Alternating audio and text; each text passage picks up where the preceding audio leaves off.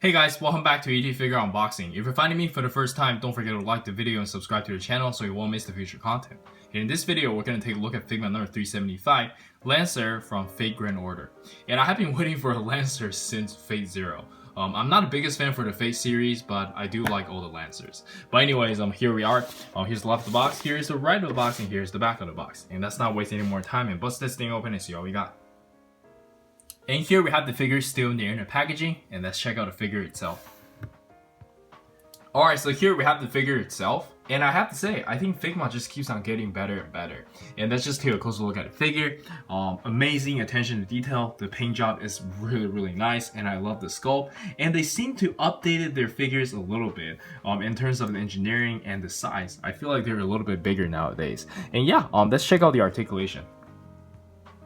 And for the articulation, let's quickly go over it from the neck down. He can look up about this much, look down about this much, and you can turn his head no problem. And we do get a little hinge ball joint for his ponytail. And for the shoulder, it's kind of like Genji. It's a mix between Revoltech and Figma, but I think a lot better. Like, this functions really well. I know some people think this joint looks ugly, but in this case, I think the shoulder pad covers really well. And we do have bicep swivel, and you can curl about this much, and you do get the ball wrist. And for the ab crunch, he can bend forward quite a lot, bend backwards about this much. You can move side to side. And all this is on a soft material, so you can kick up about this high, bend about this much. You do have thigh swivels. And this thing kind of reminds me of SH Figure Arts. So they're like combining all the good technologies together and make it into a really nice figure. And we do have side-by-side pivot, toe hinge, and I believe that's it for the articulation. I'm really surprised just how good the articulation looks on this guy. And yeah, let's check out the accessories. And for the accessories, we can start with the default face, and I think this is as good as it gets. I'm not sure how else they can make this better. It looks exactly like the anime.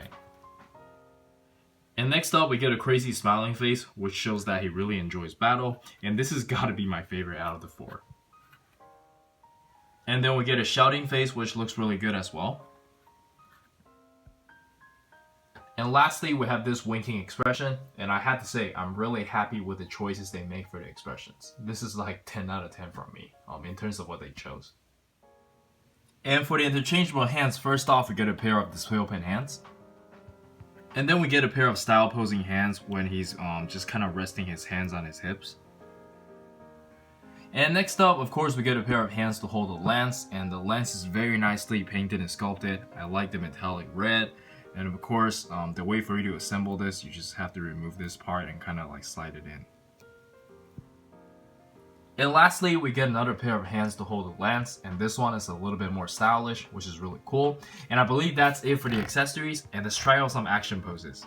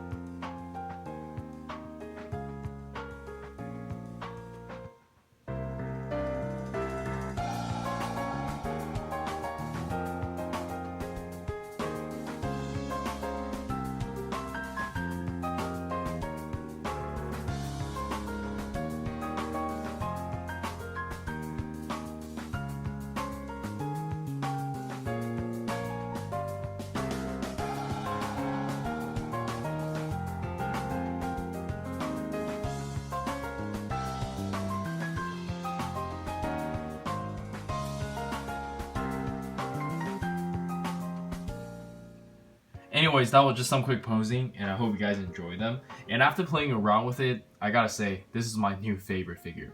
And I know I say this all the time when I get something new, but this guy is no joke.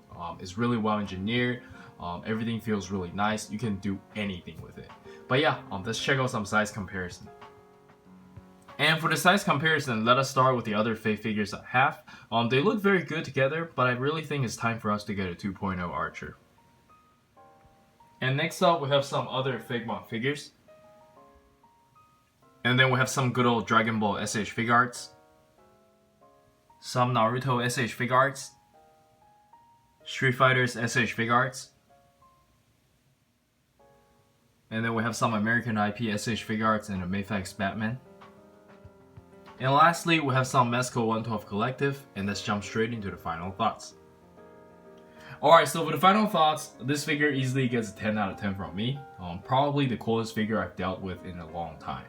Beautiful paintwork, amazing sculpt, and I love the way they handle the articulation.